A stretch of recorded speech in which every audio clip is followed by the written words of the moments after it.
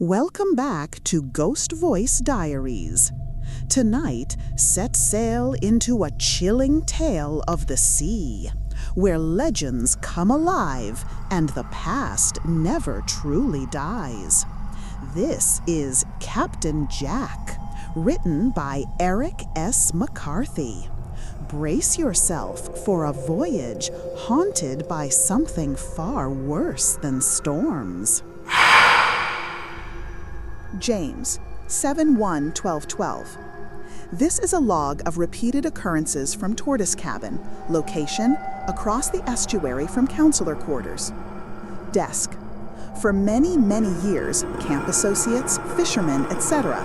have seen a pair of glowing orange eyes from the right wing window of the camp's abandoned tortoise cabin. Eyes are unnaturally large, and when viewed with binoculars, show black pupils. They train on whoever might be viewing the cabin at the time of occurrence. Eyes usually appear at 7:38 p.m. Staff campers call the phenomenon Captain Jack. I've dug for origins of the name and can't find anything of note. Counselors Rose, Jerry, Beck, and I will be trading this journal every night forward to record what we see from both the male/female counselor quarters. Why? Why are we doing this? No one seems to think the eyes are odd, but from what I have seen, they are. Most people think it's a staff prank, reflectors hitting the sun at the right point every evening. I've been in Tortoise Cabin. I haven't seen a reflector post or anything like being stored in the closets, bathrooms, under the floorboards. The dust is so thick that if anything was there and had been hidden, it would have shown on the floor. There were no shoe prints in any of Tortoise Cabin when I visited, except afterwards, mine. Rose sees it from her bedroom window every night. She can't read without seeing the glow in the corner of her eye. She could just shut her blinds. Jerry says he can't go to sleep because he says he knows the eyes are watching me, him, and me, him, specifically.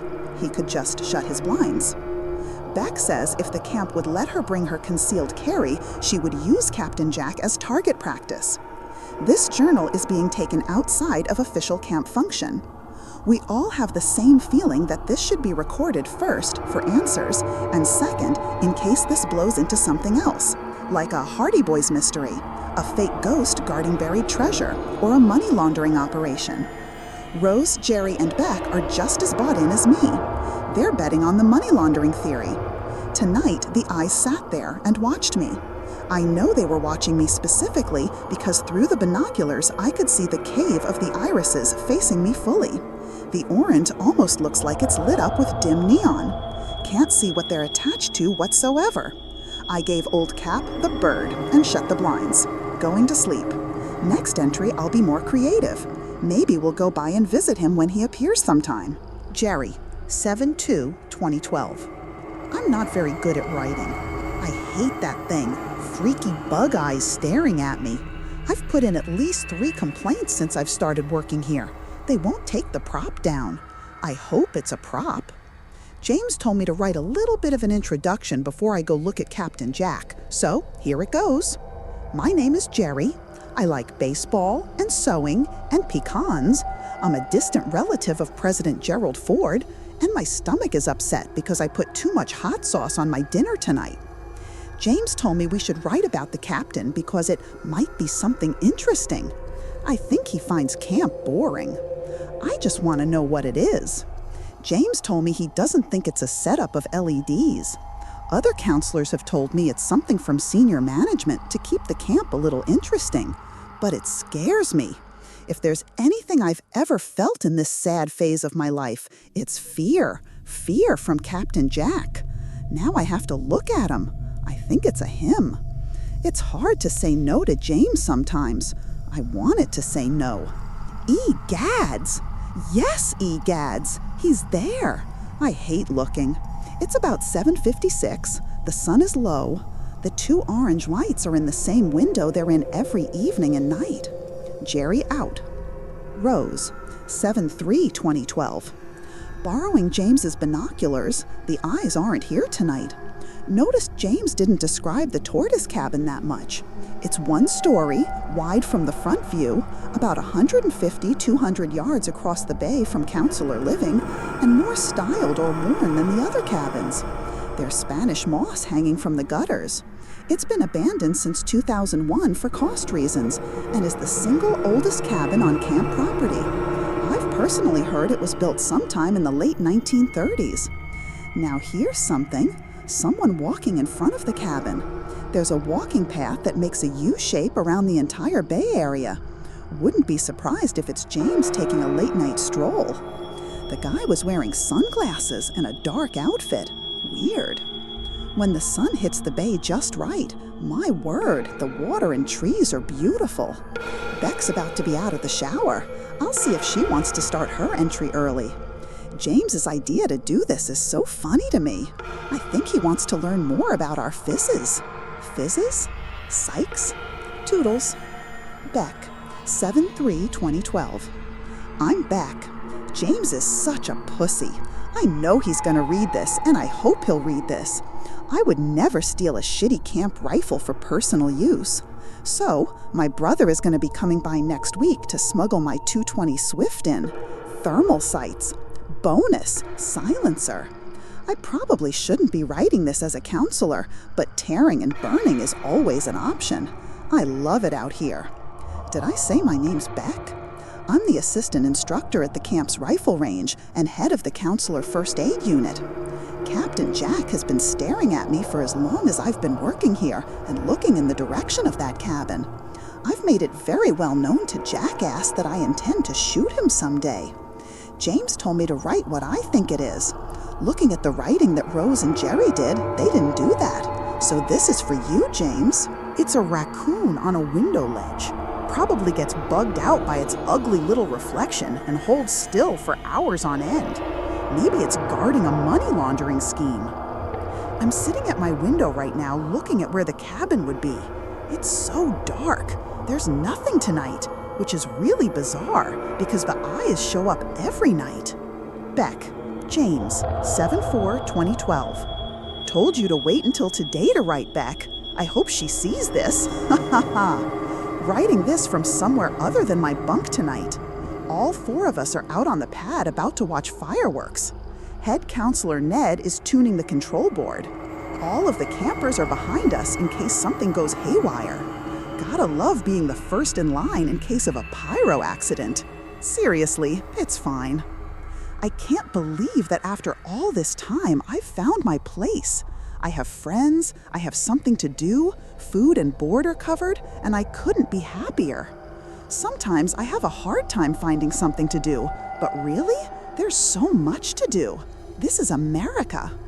I'm going to stop and enjoy the show before John decides to read this mush or Beck whacks me because I'm not with the group. There are people by Tortoise Cabin, 2 grown men wearing hats and full suits in July. I noticed them as the fireworks were going off. They keep going in and out of the side entrance, and they keep looking up, I guess, at the fireworks. They're moving slow and jerky, almost like they have motor disorders. Told Ned. He says he'll look over there with the AD and let me know if anything comes up. Rose, 7/5/2012. The eyes are here tonight. Had the boys over earlier to see if they would appear in front of us. Funnily enough, after they left, there they were, staring right at me. If I was feeling dramatic right now, I would describe them as orange embers burning hate into the dark of the night air. Honestly, they look like 2 oranges being held up under a blacklight. I don't understand this. It's not like writing about the eyes is going to make them do anything. Here's a journal entry dedicated to whatever the hell I want to write about. Please don't get angry at me, James. Today, I played tennis with Henry. What a nice guy, really. We went swimming before I went off to instruct the afternoon arts and crafts classes. After that, I helped Assistant Director Wayne with a hiking group. Then, after that, James wanted to hang out. I told him to bring Jerry so we could see if the eyes would be at the window. That circles back to where I started this entry. Oh hell, the eyes scare me, a lot more than I would like to let on. They're familiar, but I know they don't mean any good, if that makes sense. That's all I have to say. Toodles. Jerry, 7/7/2012. There's a reason I haven't written for a day.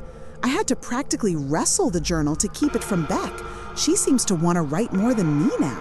Yeah, right. The reason is there are 2 men I've seen around camp in white coats, walking like robots. They're wearing silver sunglasses, and they do this kind of motion where they bring their heads to look up, all wobbly, and bring them back down fast to look at the ground. I saw one of their eyes from behind the sunglasses while he was turning. It was bright, like it was being lit up from behind. What the hell? Captain Jack has appeared the past 2 nights, as he usually does. Wowie. Beck, 7/8/2012. I have a totally unexpected surprise for everyone. My brother has been so smart and is shipping everything in pieces. I have my thermal sight now. It works just fine because as soon as Jackass appeared, I used it and saw. Well, James, 7/9/2012. Beck has dropped out of the project. She said she had a gift for me that I would be able to get by tomorrow. I'm putting the journal trading on hiatus for now. James, 7/10/2012. Beck's way quiet. She gave me her scope today, which is like what? It's one of her most prized possessions. She said I should look. Anyways, Captain Jack is at his post, per usual. It wouldn't be a stretch to say the eyes look brighter than they did before. If this is someone, they're persistent and careful, but it isn't. I know it's something else. Every time I look at those damned eyes, I connect with something bigger. It wants me to be scared, and it loves it. They glow and stare and know. It stares like it can see me and only me, like it wants to know every detail of my life, like it can see right through the glare on my window into my routine. When I come in for the evening and settle, when I change, when I write, when I draw, when I read, it takes a little bit from the joy of doing something alone. And the fear, my God, the fear. I understand them now.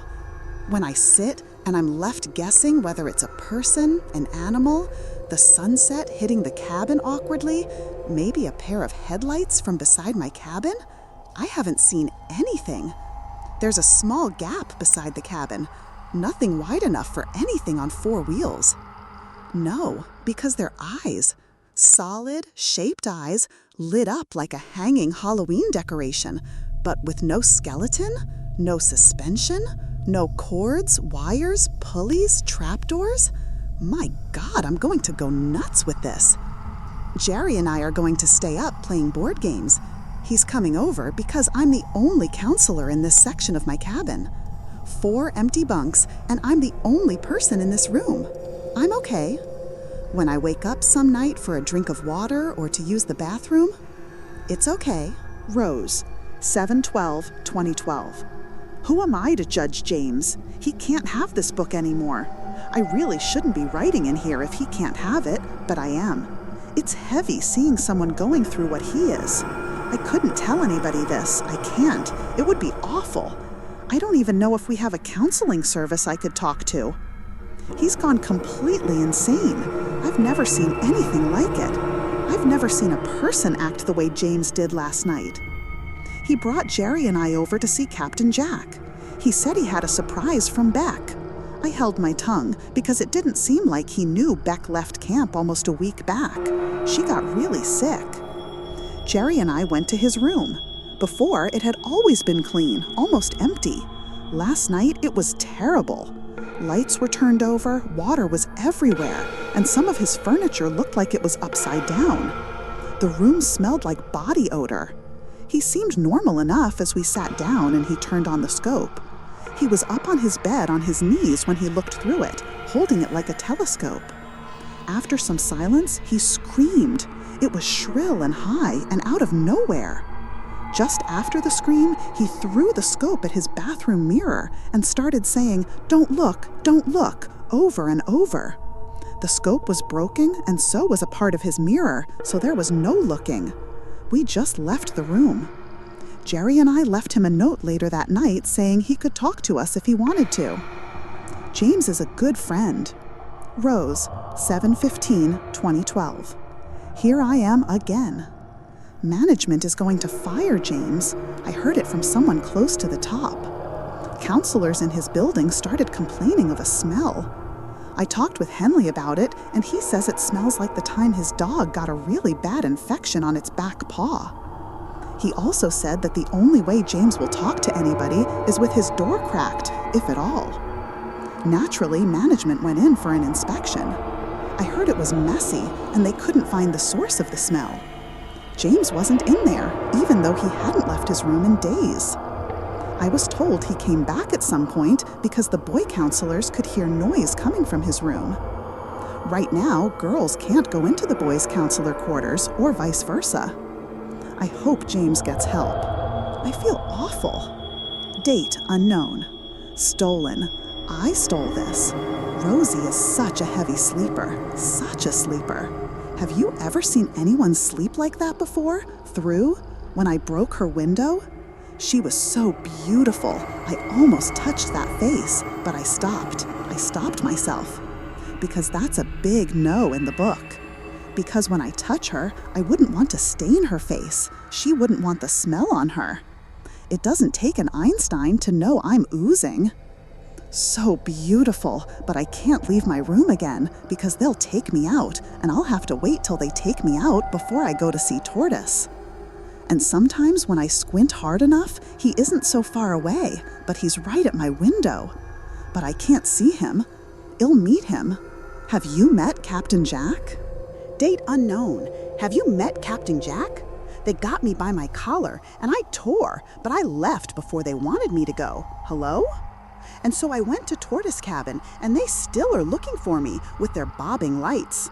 They won't want to look in here because of the fight that the Cap will snap at the men with the bobbing lights, right? Oh, but he's greater than I could see, you see? He was so kind with the way he looked down at me. He doesn't have lips or cheeks or much of that skin as can matter, but he has the teeth, and he looks at me with the eyes. Most beautiful eyes when you see a picture of the sun or when your floaters hit the light just right, but not at night. They swim like they're never gonna stop, like little brine in a deep ocean. And he looks at me with the orange, with the black hole in the middle. And his skin is just as pale as the bone that he has of a moan. His head is so big and strange, like a chewed gum when Beck went to get the gun. Oh, his eyes are low, and his forehead's high, and his nose is turned up to the sky. And he has the most beautiful coat. Most? Have I ever seen a more cotton-strapped suit with all of its buckles and buttons, but so white, but so dirty? He plays like he's in the cut grass and the little scabs and streaks of blood. But peroxide, Mother? Peroxide will get it out, I said, because my mom put that in my head. But he said he likes them because they're just as beautiful as my friends and I would ever be. See? But as he looks down at me with those big, huge, swimming, old, loving eyes, I feel just at home as I ever will, because there's no pulleys, strings, or wires attached to old Jack. Just him and what he loves. For when he'll love, when the sun goes down and he sees all of his children play. Then I asked Jack why he was so captain, and he told me because a father is the captain, and he loves all of them, and he watches for a tight ship. He loves them and me, and if you don't watch out, Captain Jack will love you too. Counselor James Winston was reported missing on July 20th, 2012. James's quarters and vehicle were found vacant present 24 hours prior to the report's submission. When James' quarters were opened for investigation, local law enforcement cataloged a large body of evidence surrounding James' mental state before his disappearance. Eyewitness testimony further backed police findings. James's room showed signs of extreme disturbance in the treatment of items and fixtures observed. Various pieces of furniture were turned over. Papers and books were scattered across the room. Bite marks matching James's dental records were found on the walls.